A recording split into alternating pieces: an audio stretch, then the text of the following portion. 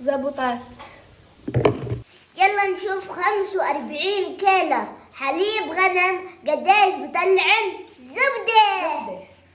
يلا بسم الله على بركة الله. يلا زبدة خطوة بخطوة. عندي 45 كيلو حليب روبتهم بالبيت على درجة حرارة 35 تقريبا. بعد ما أضيف الروبة للحليب بلفهن ببطانية 4-5 ساعات. بعدين بشيل البطانية عنهن وبتركهن يومين عشان يحمضن. أنا إجي ببالي أبردهن، تركتهن بالثلاجة قبل ما أشتغلهن. فإذا بردتوهن راح تحتاجوا تضيفوا مي ساخنة عشان تستخرجوا الزبدة. وإذا تركتوا اللبن بدرجة حرارة الغرفة راح تحتاجوا تضيفوا مي باردة. وهاي الأداة اسمها الخضابة، بتستعينوا بها لخض اللبن. بعد ما خضينا اللبن لمدة 10 دقايق بنضيف مي باردة أو ساخنة حسب درجة حرارة اللبن عندكم. أنا هون كنت أفكر خلاص هيك الزبدة استخرجناها، بس طلع لازم نضيف مي عكس درجة حرارة اللبن. نرجع بنقول إذا اللبن عندكم بارد ضيفوا مي ساخنة، وإذا اللبن عندكم ساخن ضيفوا مي باردة. بعد ما تضيفوا المي بترجعوا بتخذوا كمان 10 دقايق، بصير المجموع 20 دقيقة خض. وأخيرا نجحت العملية، وهاي الزبدة طلعت معنا لأن استخدمنا درجة حرارة معاكسة.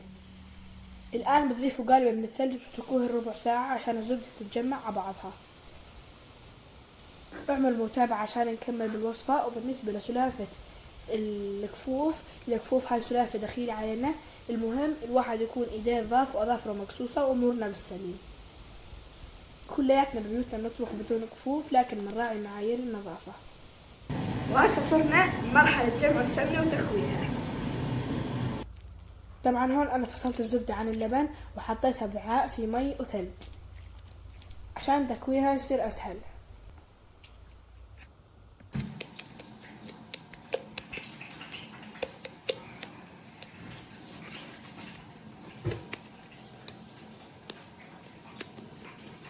هاي بعد ما عصرناها بالمي الباردة والثلج. عارفة قديش؟ هاي أول كيلو تقريبا. بس حطلناش فوق بعض. مهنا جامدات الأشياء يعني. بسم الله.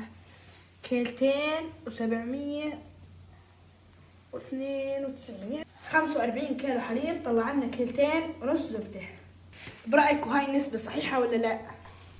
بما انكم وصلتوا لهون اكتبوا سمنة بالتعليقات عشان نحول هاي الزبدة لسمنة ويوصلكم الفيديو. وعملت لكم كمان جميع كرك اصلي، واعملوا متابعة عشان تظل تصلكم كل فيديوهات. والسلسلة كاملة بتلاقوها على قناة الحديقة والمنزل على اليوتيوب.